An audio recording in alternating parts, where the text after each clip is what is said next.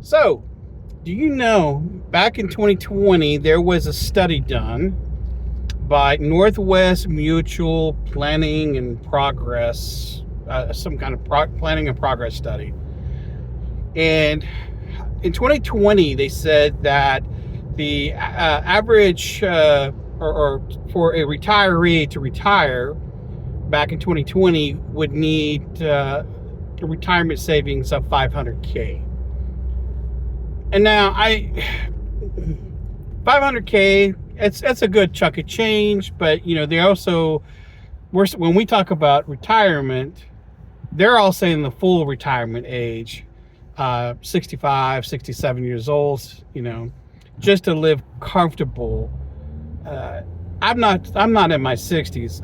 I've got a little ways to go before I hit 60. So that 500K is not gonna work for me and the people that are in my shoes. We have to save substantially more.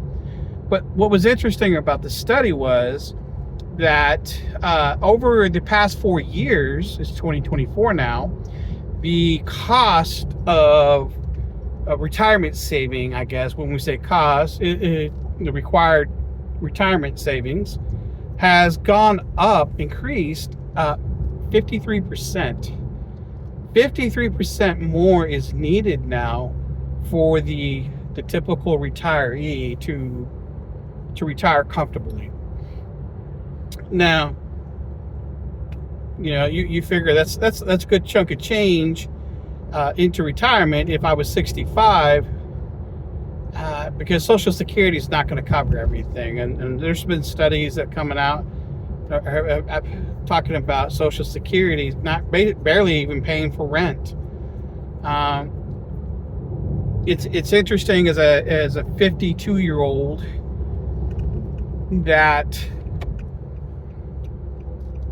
500K could last me a good long time, depending on how frugal I was. We retire on 500K. Dwayne, he lives on 500, and he's a good YouTuber that I follow. I enjoy his videos. He's a prime example. And then there's Buzz's Garage, who lives solely on Social Security, but they're much older than me. I'm in my early 50s, and 500K, even more than that, is not going to take care of me, my wife, and my dogs and stuff like that. So yeah, our cost of living is a little bit more, so I have to have more savings and money set aside just to get me to that ripe old age when I can draw more money from my IRAs, my 401K, Social Security.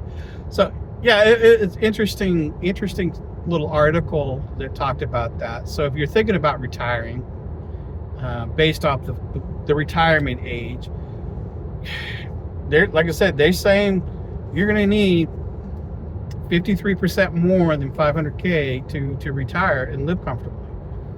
So interesting.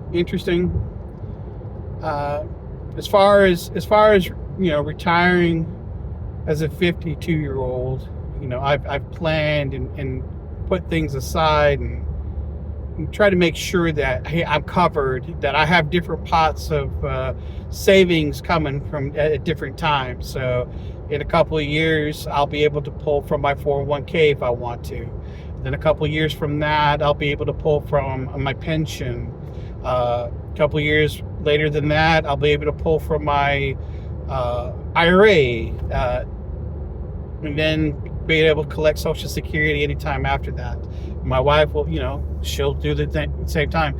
So when I do retirement planning for myself and for my wife, we both have our retirement plans.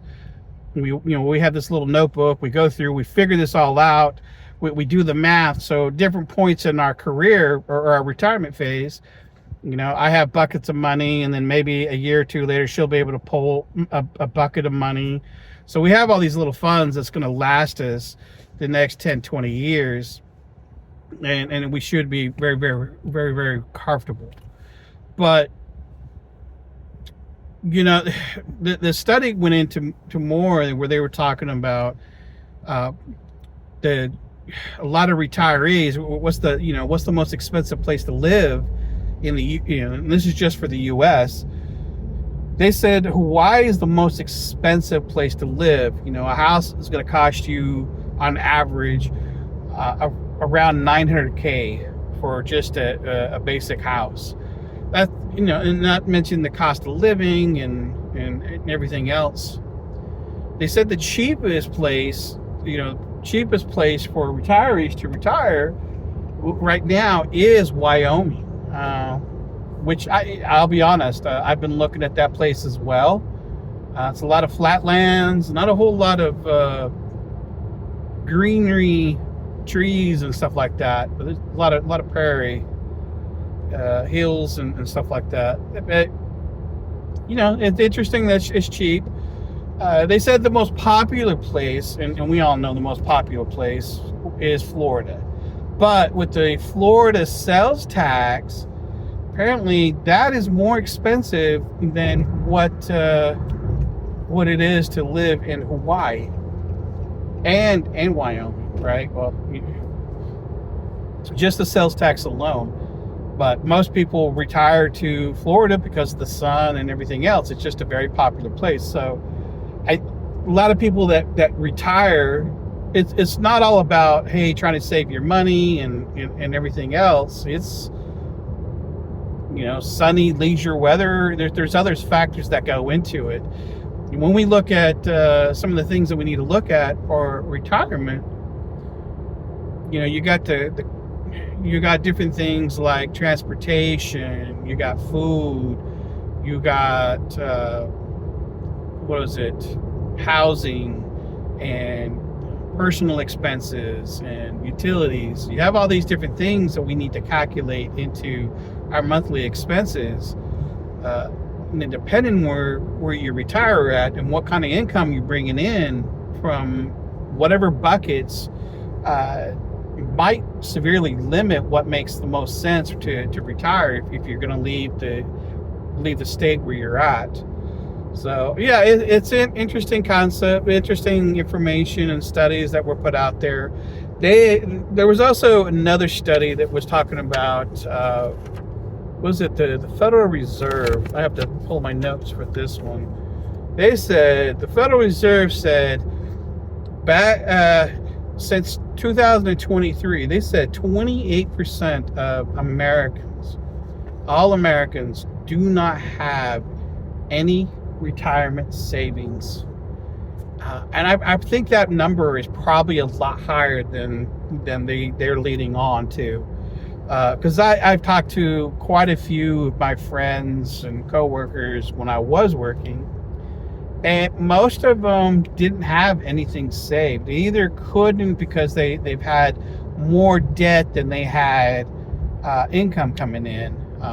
They just trying to get away from that debt. That is the hangman's noose. You cannot have debt if you really want to get ahead. And when I was in the military, this Master Chief told me one time, because I used to be in over my head. I think at one time, it was a difficult part in my career. I had more debt. Somehow I accrued more debt than I had a monthly paycheck, and it was very, very difficult to live by. And this Master Chief, we were talking about it. It's like I'm thinking of all kinds of crazy things to try to figure out how to get ahead, and I didn't know what to do. But he told me, he says, the one thing he learned was when you have debt, even if it's just one bill, one credit card, and no matter how much that bill is or any kind of debt, you never have enough money. You will never have enough money because that one bill is going to weigh you down. And when you have no debt, you are debt free, you have more money than you know what to do with because you don't have any debt. And then debt, we talk about, you have utilities and stuff like that. But even the utilities is such a debt too, right? Because you got to pay somebody for your money to go someplace. But it that kind of clicked when we were talking, and I'm like, okay, and let me figure out how to get out of this. And I got me a consolidation loan, and then I paid that thing off as fast as I could, and I was able to save money. But we've fell into traps multiple times, but I got myself out, and eventually we've been we haven't been in debt in decades now, and we were able to save money. We're able to do different things and enjoy life a little bit more. So more of the story is just, you need to save money, even if it's just a little bit here and there. That money is working for you if you have it in the savings or you invest it into a money market. Do something, work towards it. If the older you are, the more less time you have to plan and focus on saving up for retirement. The younger you are, be aggressive with it and then retire early. Nobody should be working until they're 60, 70 years old.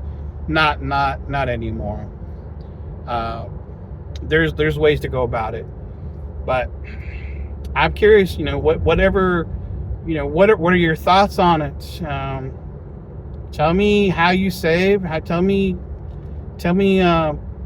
how did you get out of debt? I love hearing, and I want to know how other people have got out of debt, or what are they doing for retirement.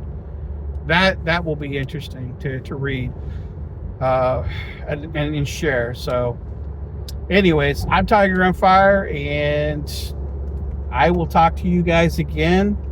Enjoy.